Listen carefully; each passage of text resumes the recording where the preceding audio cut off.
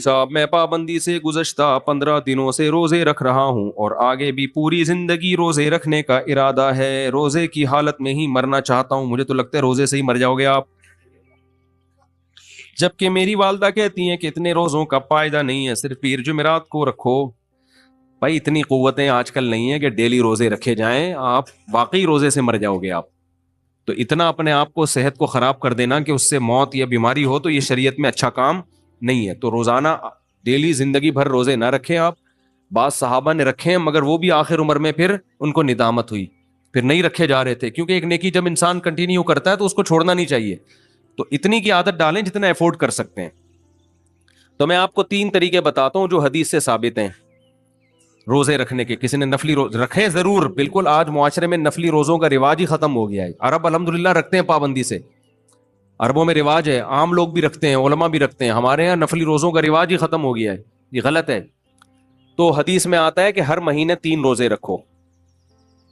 ایام 20 کے روزے کہا جاتا ہے جن کو, یعنی چاند کی 13 تاریخ, 14 تاریخ اور 15 تاریخ. یہ ہر مہینے کے 3 روزے آپ صلی اللہ علیہ وسلم نے فرمایا پورے مہینے کے برابر ہیں. کیونکہ ایک روزہ 10 کے برابر, ایک نیکی 10 کے برابر نا, تو 3 روزے 30 کے برابر ہو گئے. پھر آپ صلی اللہ علیہ وسلم نے پیر اور جمعرات کا روزہ رکھا ہے, اس کی ترغیب ہے, تو یہ بھی رکھ لیا کرو. پیر کا رکھ لیا اور جمعرات کا رکھ لیا.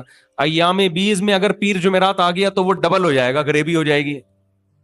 وہ جیسے پیر کے دن 13 ذی الحجہ آ گئی تو 13 کا بھی ہو گیا اور گریبی میں پیر کا بھی ہو گیا. ایک طریقہ تو یہ ہے کہ پیر جمعرات کا رکھ لیں اور ایام, یعنی ایک طریقہ ایام 20 کا, دوسرا ہے صرف پیر جمعرات کا, اور دونوں کو مرج کر لیں تو بہت اچھی بات ہے. پیر جمعرات کا بھی رکھیں اور ایام 20 کا بھی. اور آپ کو پتا ہے ہفتے کے 2 روزے, جو کینسر کے اسپیشلسٹ ہیں نا ڈاکٹر, وہ بتاتے ہیں کہ 2 دن کی فاسٹنگ کینسر کے لیے بڑی مفید ہے, کینسر نہیں ہونے دیتی. اب تو گوروں نے بھی یہ ثابت کر دیا ہے کہ 2 دن روزہ رکھنا یہ کینسر نہیں ہونے دیتا. یعنی اگر آپ چاہتے ہیں کہ کینسر کے چانسز آپ میں کم ہو جائیں تو اس کے لیے 2 دن روزہ بہت اچھا ہے. سمجھتے ہو؟ تو وہ اضافی جتنی جو پکوڑے سموسے ادھر ادھر کھانچے رہ گئے ہوتے ہیں نا, ہم جو پھوڑتے رہتے ہیں سارا دن, تو ہفتے میں 2 دن روزہ کیا کرتا ہے, وہ بھوکا رہ کے نا انسان, وہ ساری جو اضافی چیزیں ہیں وہ ٹھکانے لگ جاتی ہیں. سمجھتے ہو؟ تو یہ فائدہ مند ہے, کینسر کے لیے بہت فائدہ مند ہے, اور بھی شوگر کے لیے بھی, صحت کے لیے بہت اچھا ہے یہ. لیکن آپ نے اللہ کے لیے رکھنا ہے, صحت کے لیے نہیں رکھنا. تیسرا روزے کا طریقہ جو حدیث سے ثابت ہے وہ یہ ہے کہ کوئی دن, کوئی مہینہ متعین کیے بغیر, حدیث میں آتا ہے آپ صلی اللہ علیہ وسلم بعض دفعہ روزہ رکھتے تو ایسے رکھنے شروع کرتے کہ ہمیں لگتا آپ کبھی چھوڑیں گے ہی نہیں, پھر چھوڑتے تو ایسا چھوڑتے کہ ہمیں لگتا کہ دوبارہ کبھی رکھیں گے ہی نہیں. تو یہ بھی ایک طریقہ ہے. آپ رکھنا شروع کر دیں, وہ رکھے جا رہے ہیں. جب آپ نے دیکھا کہ یار اب کمزوری شروع ہو گئی ہے صحت میں, تو چھوڑنا شروع کر دیں. پھر کھاتے رہیں, پھر موڈ ہوا پھر پیدر پہ روزے, پھر موڈ ہوا پھر چھوڑیں. تو ایسا چھوڑیں کہ گھر والے سمجھیں اب یہ ان کا معمول ختم ہو گیا, ابھی ہمیشہ کھائیں گے پیئیں گے. اور رکھیں تو ایسا رکھیں کہ گھر والے سمجھیں ابھی ہمیشہ روزے سے رہا کریں گے. تو یہ بھی, اس سے انسان کی صحت بھی ٹھیک رہتی ہے اور روزوں کا ثواب بھی حاصل ہوتا رہتا ہے. اور اگر کسی نے بہت زیادہ فنڈر بننا ہے, بہت نیک بننا ہے, تو پھر حدیث میں آتا ہے سب سے بہتر روزہ داؤد علیہ السلام کا روزہ ہے. زندگی بھر روزہ رکھا. کیسے؟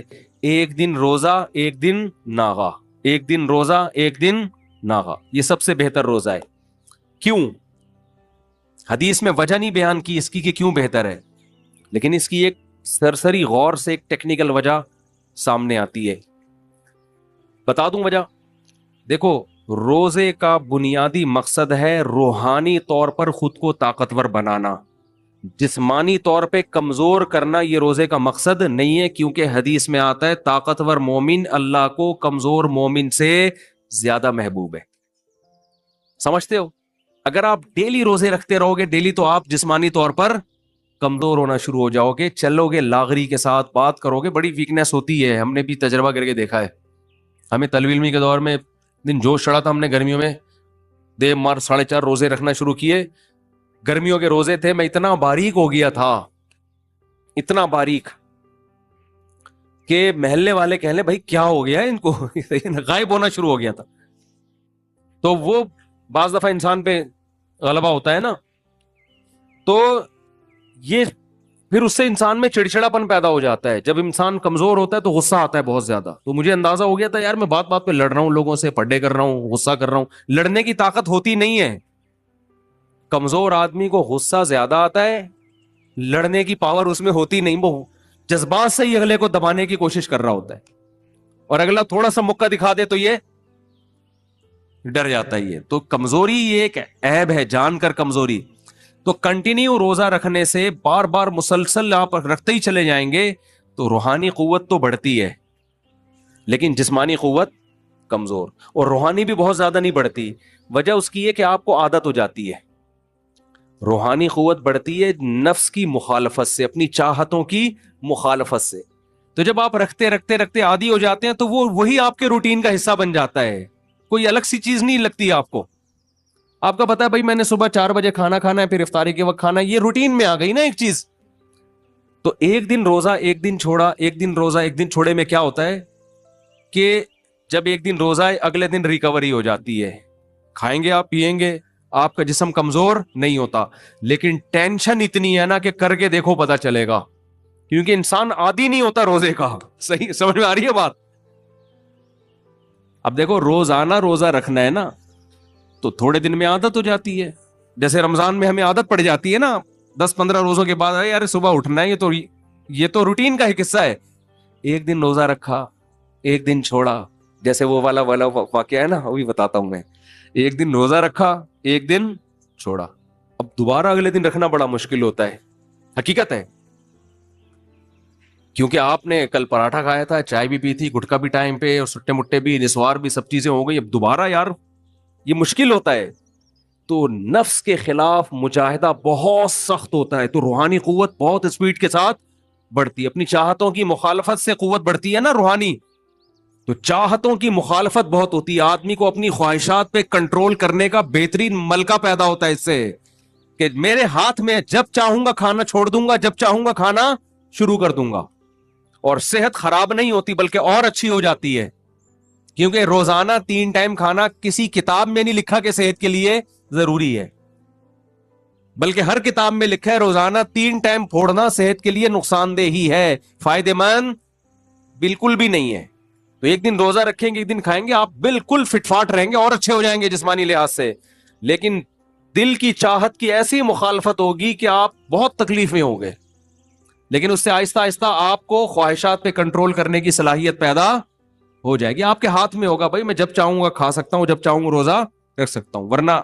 ورنہ نارمل آدمی 100 دفعہ سوچتا ہے یار رکھوں کہ نہیں رکھوں, رکھ کے پھر پچھتا رہا ہوتا ہے, یار اچھا بھلا کھا لیتا تو اچھا تھا, اب چائے دیکھ کے کبھی دل چاہتا ہے, کبھی بریانی کی خوشبو آتی ہے. تو یہ سب سے بہتر روزہ ہے, ایک دن روزہ رکھیں ایک دن چھوڑیں. لیکن اتنا مشکل کام ہے, سیدھا سیدھا انسان کے بچے بنو, پیر جمعرات کا رکھ لیا کرو, اور صحیح ہے نا, ایام 20 کے رکھ لیا کرو, کافی ہے. وہ ایک دن روزہ ایک دن چھوڑ کے, وہی لطیفہ یاد ہے نا, وہ نہیں میں نے بتایا تھا کہ میری ایک زوجہ گلشن اقبال میں, ایک ہاکس بے روڈ کی طرف, تو میں ایک دن گلشن اقبال میں, دوسرے دن کتنی دور ماڑی پور ہاکس بے روڈ. تو ایک اسٹیٹ ایجنٹ تھے ہمارے دوست, انہوں نے مجھے بس میں سوار نہ دیکھا, یار بہت ترس آتا ہے, ایک دن آپ یہاں دوسرے دن وہ ادھر. تو میں نے کہا مجھے ترس آپ پہ آتا ہے, ایک دن یہاں دوسرے دن بھی وہاں, تیسرے دن بھی 1 سال 2 سال 10 سال ہو گئے یار, بس کرو یار.